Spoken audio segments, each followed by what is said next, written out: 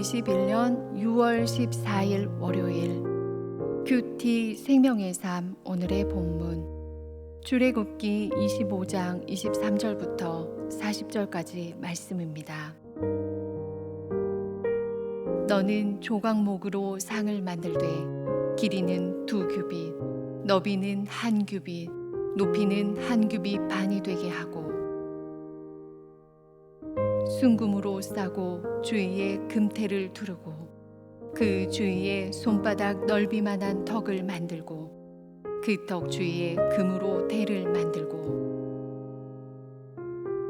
그것을 위하여 금고리 넷을 만들어 그 네 발 위 네 모퉁이에 달되 덕 곁에 붙이라. 이는 상을 맬 채를 꿰을 곳이며 또 조각목으로 그 채를 만들고 금으로 싸라. 상을 이것으로 맬 것이니라. 너는 대접과 숟가락과 병과 붓는 잔을 만들되 순금으로 만들며 상 위에 진설병을 두어 항상 내 앞에 있게 할지니라. 너는 순금으로 등잔대를 저어 만들되 그 밑판과 줄기와 잔과 꽃받침과 꽃을 한 덩이로 연결하고 가지 6을 등잔대 곁에서 나오게 하되 다른 3가지는 이쪽으로 나오고 다른 3가지는 저쪽으로 나오게 하며 이쪽 가지에 살구꽃 형상의 잔셋과 꽃받침과 꽃이 있게 하고 저쪽 가지에도 살구꽃 형상의 잔셋과 꽃받침과 꽃이 있게 하여 등잔대에서 나온 가지 6을 갖게 할지며 등잔대 줄기에는 살구꽃 형상의 잔넷과 꽃받침과 꽃이 있게 하고 등잔대에서 나온 가지 6을 위하여 꽃받침이 있게 하되 2가지 아래에 한 꽃받침이 있어 줄기와 연결하며 또 2가지 아래에 한 꽃받침이 있어 줄기와 연결하며 또 2가지 아래에 한 꽃받침이 있어 줄기와 연결하게 하고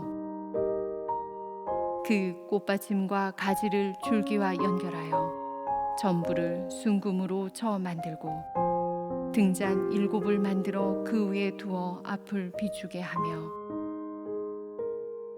그 불집게와 불똥 그릇도 순금으로 만들지니 등잔대와 이 모든 기구를 순금 1달란트로 만들되 너는 삼가 이 산에서 내게 보인 양식대로 할지니라. 아멘.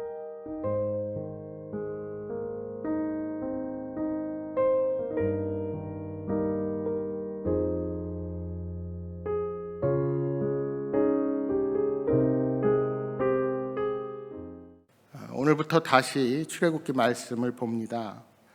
오늘 본문은 23절부터이지만 어제 본문인 출애굽기 25장 처음부터 그 내용을 함께 나누고자 합니다. 출애굽기 24장까지 여호와 하나님과 이스라엘 사이의 언약이 체결되고 나서 모세는 다시 시내산 정상을 향하여 올라갔습니다.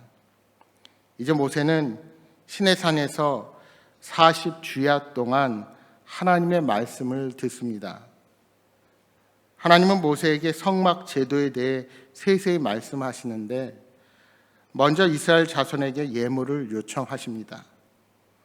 예물은 누구든지 마음에서 우러나와 기쁜 마음으로 바치는 것을 받으신다 말씀하십니다. 그 예물은 성막 건축에 소요될 각종 예물을 바치게 하십니다.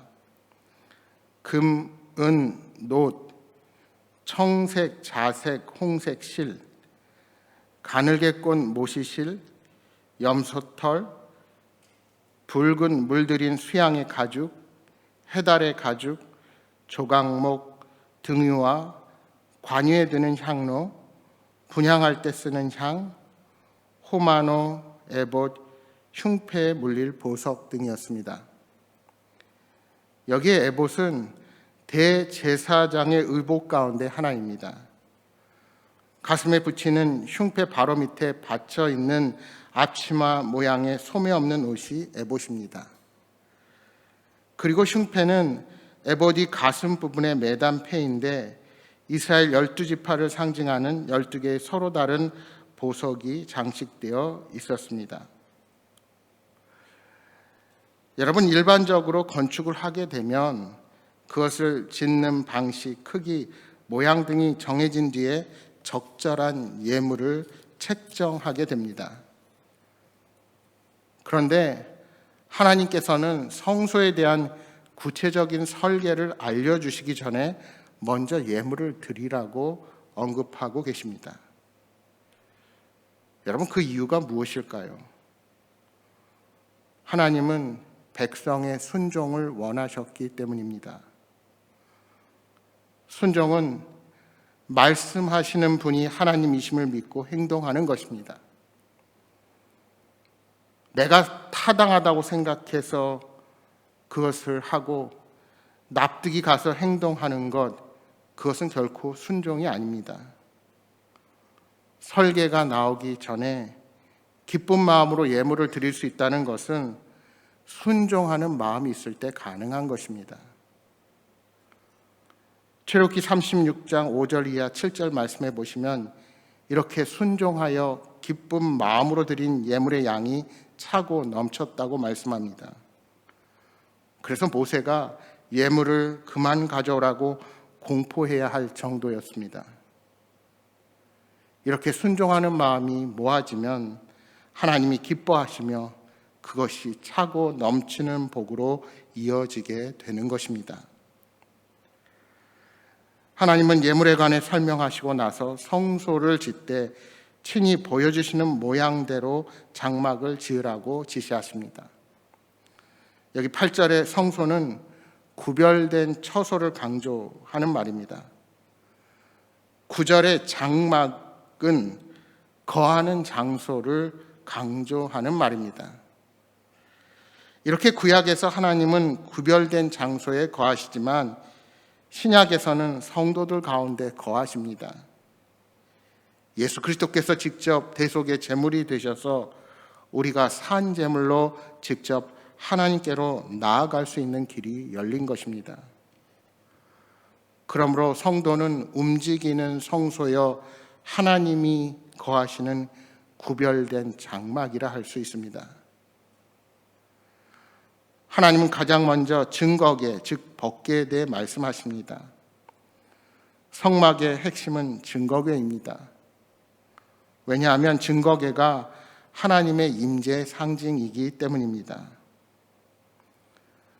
증거계는 조각목, 즉 아카시아 나무로 만들고 순금으로 쌓여 있습니다. 여러분, 지금부터 설명하는 것이 말로 되어 있기 때문에 여러분이 잘 이해가 가지 않을 수 있습니다. 그래서 여러분 밴드에 보시면 또 홈페이지에 보시면 오늘 말씀드리는 것들에 대한 이미지를 넣어 놓았습니다. 그래서 같이 나중에 참고하시면 좋을 것 같습니다.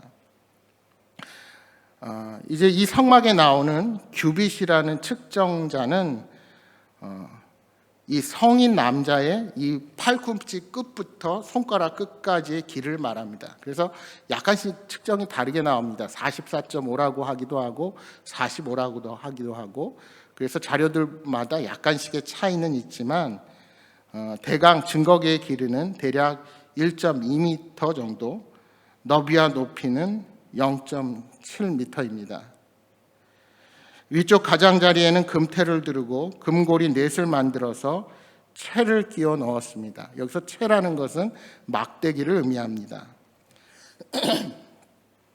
이 채는 고리에서 빼지 않고 끼운 상태로 놔두었는데 이는 언제든 증거계가 이동할 수 있다는 것을 말해줍니다. 증거계는 하나님이 어디로 인도하시든 백성과 함께 이동했습니다.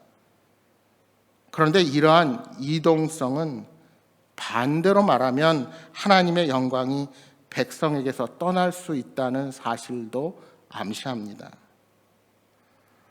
하나님은 증거계에 대한 설명을 마치시고 증거계를 덮는 속죄소에 대해 말씀하십니다. 속죄소에는 순금으로 만들어진 두 개의 그룹, 여기서 그룹이라는 것은 천사죠. 즉 천사가 그 속죄소에 붙어 있었고 길이와 넓이는 증거계를 덮기 때문에 그 크기가 같았습니다. 두 그룹, 즉 천사는 날개를 펴서 이 속죄소를 덮고 그 얼굴을 마주보며 속죄소를 향합니다. 하나님은 이곳에서 모세를 만나시고 두 그룹 사이에서 명령하실 것을 말씀하십니다. 증거계 안에는 십계명의 말씀인 증거판이 들어 있습니다. 여러분이 알고 있는 아론의 쌍난 지팡이와 만나를 담는 항아리가 들어있다는 것은 이 구약에 나와 있지 않고 히브리서 해설에 나와 있어서 우리가 이 구약에 직접 나와 있는 것은 증거판 뿐입니다. 하나님의 공의로운 말씀을 상징하는 증거계를 속죄소가 덮고 있다는 게 무슨 뜻일까요? 이는 하나님의 용서를 상징합니다. 사람은 말씀을 지키지 못해서 죽을 수밖에 없는 존재이지만 독생자 예수 그리스도께서 대신 피 흘려 죽으심으로 모든 죄를 덮어주셨습니다. 이렇듯 증거계를 덮고 있는 속죄소는 예수 그리스도의 죄의 용서를 예표합니다. 그러니까 예수 그리스도의 죄의 용서를 미리 보여주는 그런 상징의 도구가 되는 것입니다. 오늘 본문 23절 말씀해 보시면 하나님은 조각목, 즉 아카시아 나무로 상을 만들라고 하십니다. 이 아카시아 나무는 가볍고 잘 부식되지 않기 때문에 상을 만들기에 적합합니다. 진설병 상은 정금으로 싸고 주위에 금태를 둘렀습니다. 또 금고리 4개를 만들어서 그 상에 4 귀퉁이에 붙어있는 4 다리에 붙이되 상을 들 수 있는 채, 즉 막대기를 끼울 수 있도록 그 고리들을 테두리 곁에 붙여서 운반이 용이하게 했습니다. 그러니까 성도들이 가는 곳에 항상 말씀의 상도 같이 이동하는 것입니다. 언제 어디서나 하나님의 말씀은 성도들의 양식이 되는 것입니다. 대접과 숟가락과 병과 붓는 잔을 순금으로 만들며 상 위에 진설병을 두어 항상 하나님 앞에 있게 했습니다. 레위기 24장 말씀해 보시면 진설병은 6개씩 2줄로 모두 12개가 상 위에 오릅니다. 이는 이스라엘 12지파를 상징하는 것입니다. 진설병은 안식일마다 새 것으로 바뀌고 묵은 진설병은 제사장들이 먹게 됩니다. 안식일마다 새 진설병이 놓이듯이 하나님의 자녀는 주일마다 하나님의 생명의 양식을 먹을 수 있습니다. 따라서 주일은 의무감으로 예배를 드리는 날이 아닙니다. 하나님의 은혜를 찬양하고 말씀을 듣고 일주일을 살아내고자 하나님께 예배를 드리는 것입니다. 하나님께서는 갈급한 심령으로 나오는 성도들에게 말씀을 부어주시는 분이십니다. 이제 하나님은 순금으로 등잔대를 만들라고 지시하십니다.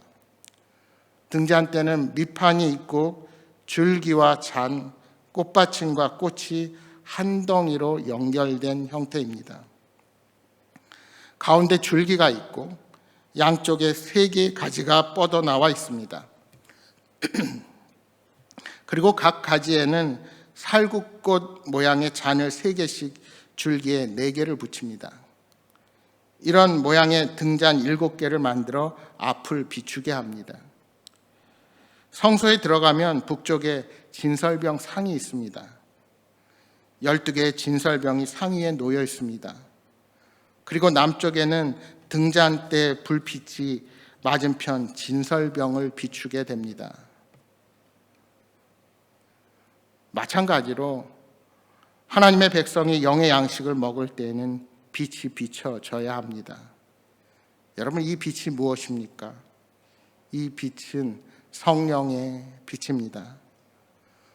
우리 하나님께서 지혜와 계시의 영을 우리에게 내려주시지 않으면 우리는 말씀을 들어도 이해할 수 없고 그것을 받아들이지도 못합니다. 성령님께서 빛을 비추셔야 말씀이 이해되고 아멘으로 받아들일 수 있게 되는 겁니다. 우리가 똑같은 성경을 읽어도 하나님의 말씀으로 받아들일 수 있고 그저 하나의 책으로 읽을 수밖에 없는 이유가 바로 여기에 있습니다. 등잔대에는 7개의 등잔이 있습니다. 성경에서 7은 완전수입니다. 완전하고 충만한 빛이 성소를 비추는 것입니다. 여러분, 빛이 있으면 어둠이 물러납니다. 어둠은 빛 가운데 존재할 수 없습니다. 따라서 빛으로 오신 예수님이 계신 곳에는 어둠이 발을 붙일 수 없습니다.